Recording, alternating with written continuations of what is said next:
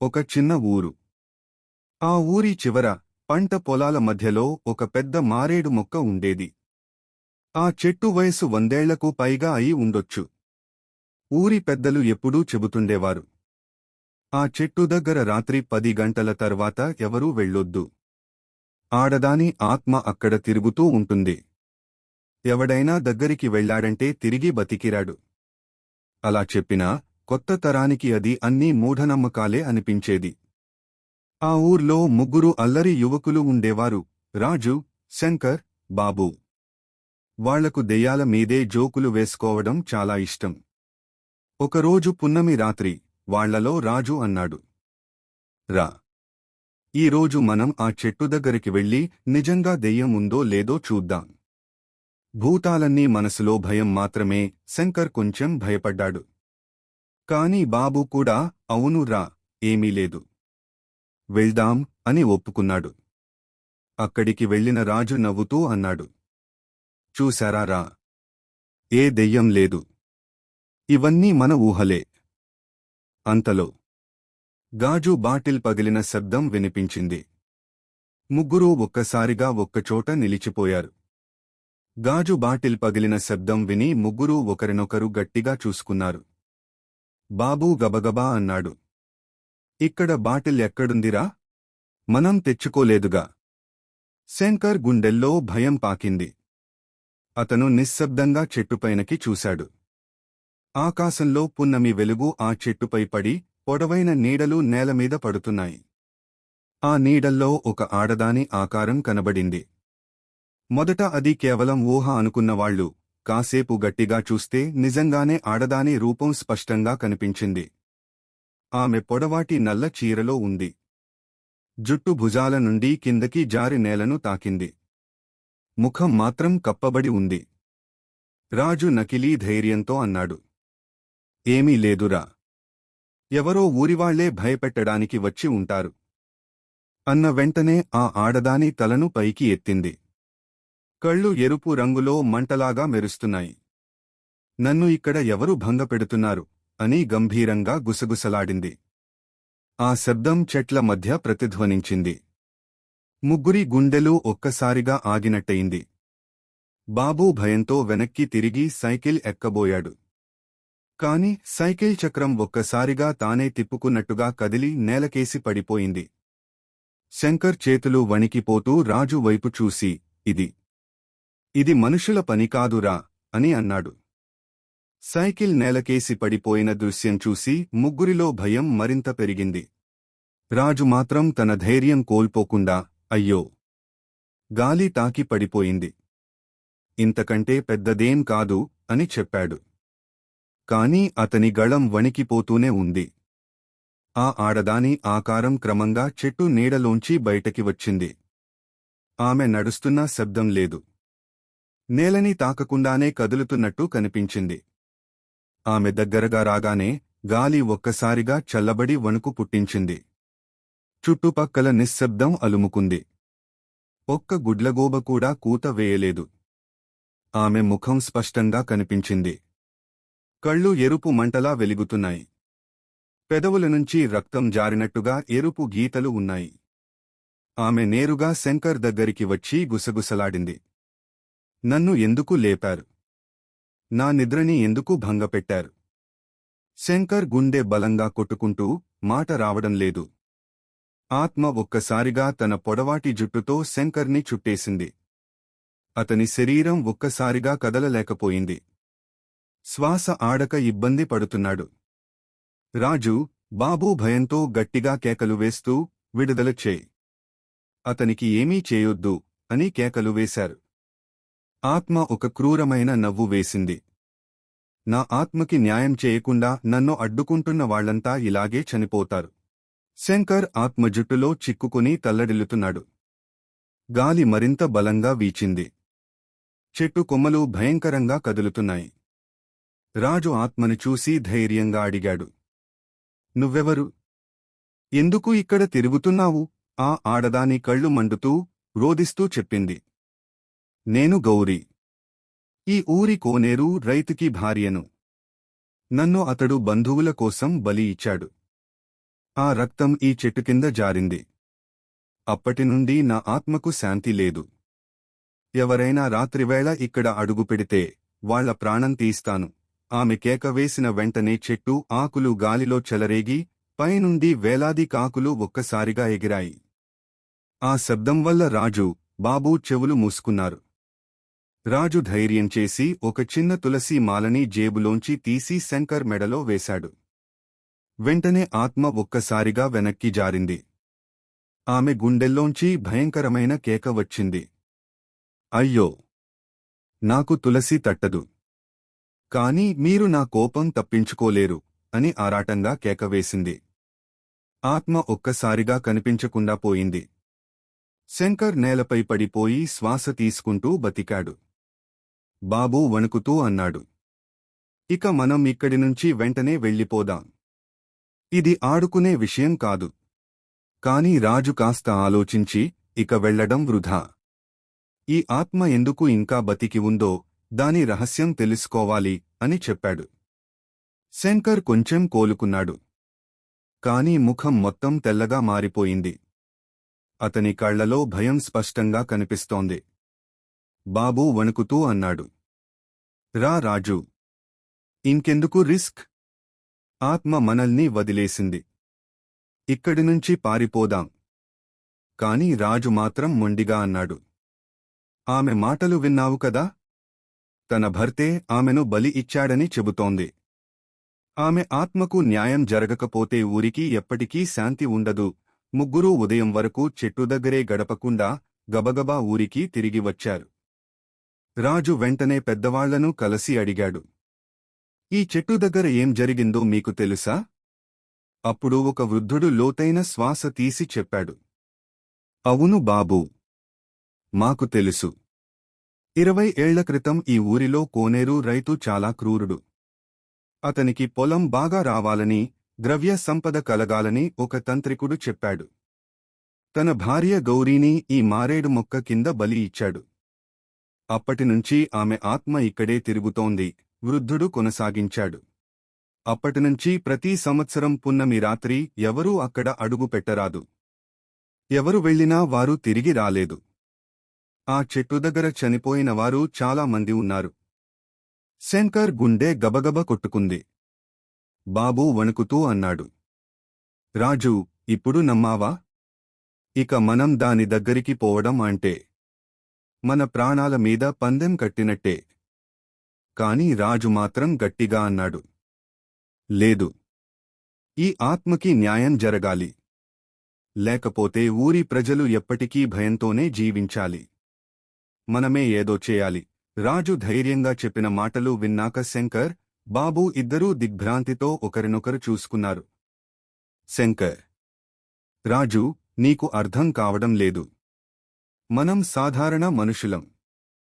ఒక ఆత్మకి న్యాయం చేయడం అంటే సాధారణ పని కాదు. ఇది పండితులు, ఆచార్యులు చేయగలిగే పని. కాని రాజు వదలలేదు. ఒకవేళ ఎవరూ ప్రయత్నించకపోతే ఈ ఆత్మ ఎప్పటికీ ఊరిని వెంటాడుతుంది. మనం ప్రయత్నిస్తే కనీసం మార్పు రావచ్చు. ముగ్గురూ ఆ ఊరిలోనే ఒక పాత ఆలయ పూజారిని కలిశారు. రాజు అన్ని విషయాలు చెప్పాడు. పూజారి లోతుగా ఆలోచించి అన్నాడు, ఆ ఆత్మ చాలా బలమైనది. ఆమె బాధ చాలా గొప్పది. ఆమెను శాంతింపజేయడానికి పవిత్ర యజ్ఞం చేయాలి. అది ఈ మారేడు మొక్క కిందనే జరగాలి. కాని ఒక షరతు ఉంది. ఆమె మరణించిన పున్నమి రాత్రే చేయాలి. బాబూ వెంటనే కేక వేశాడు. ఏంటి? అదే పున్నమి రాత్రి? అంటే మరో 2 రోజుల్లోనా? పూజారి తలూపాడు. అవును. అదే సమయం ఆత్మ బలహీనంగా ఉంటుంది. మీరు ధైర్యంగా ఉండాలి. లేని పక్షంలో మీ ప్రాణాలే పోతాయి. శంకర్ భయంతో వెనక్కి తగ్గాలని అనుకున్నాడు. కాని రాజు చేతిని బలంగా పట్టుకుని అన్నాడు, మనం ప్రయత్నిద్దాం. గౌరీ ఆత్మకి శాంతి కలిగించకపోతే ఇంకెవరు కలిగిస్తారు? బాబూ కూడా చివరికి అంగీకరించాడు. ముగ్గురూ పూజారి సూచనల ప్రకారం వస్తువులు సేకరించి 2 రోజుల తర్వాతి పున్నమి రాత్రి యజ్ఞం చేయాలని నిర్ణయించారు. 2 రోజులు గడిచిపోయాయి. పున్నమి రాత్రి మళ్లీ వచ్చింది. ముగ్గురూ పూజారి ఇచ్చిన వస్తువులు, నువ్వుల నూనె దీపాలు, తులసి మాలలు, పవిత్ర జపమాల తీసుకుని మారేడు మొక్క దగ్గరికి బయలుదేరారు. ఆ రాత్రి గాలి గట్టిగా వీచింది. ఆకాశం వెన్నెలతో నిండిపోయింది. చెట్టు కిందకి చేరుకున్నప్పటినుంచే వింత శబ్దాలు వినిపించాయి. ఎవరో ఏడుస్తున్నట్టుగా ఆర్తనాదాలు వినిపించాయి. బాబూ వణుకుతూ అన్నాడు, రాజు, ఇది మంచిది కాదు. మనం ప్రాణాలకే ప్రమాదం తెచ్చుకుంటున్నాం. రాజు గట్టిగా జవాబిచ్చాడు, ఇప్పుడైనా వెనక్కి తగ్గితే ఆమె ఆత్మ ఎప్పటికీ శాంతించదు. ధైర్యం పెట్టుకోండి. పూజారి చెప్పినట్లు వారు దీపాలు వెలిగించి మంత్రాలు జపించడం ప్రారంభించారు. చెట్టు కింద పవిత్ర అగ్ని వెలిగింది. అప్పుడే ఒక్కసారిగా గాలి తుపానులా వీచింది. దీపాలు ఆరిపోవడానికి దగ్గరయ్యాయి. అగ్ని చెలరేగిపోతోంది.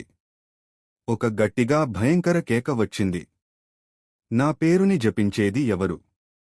గౌరీ ఆత్మ మళ్లీ ప్రత్యక్షమైంది.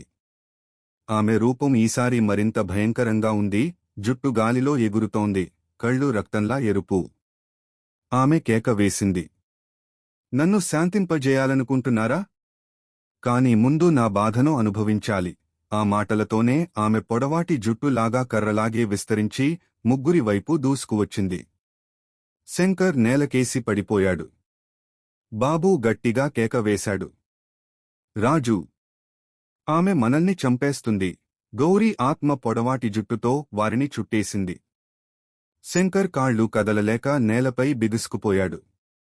బాబూ గట్టిగా కేకలు వేస్తూ తప్పించుకోవడానికి ప్రయత్నించాడు, కాని ఆ జుట్టు కఠినమైన తాడులా గట్టిగా పట్టేసింది. రాజు మాత్రం పూజారి చెప్పిన మంత్రాలను జపిస్తూ తులసి మాలను పైకి ఎత్తాడు.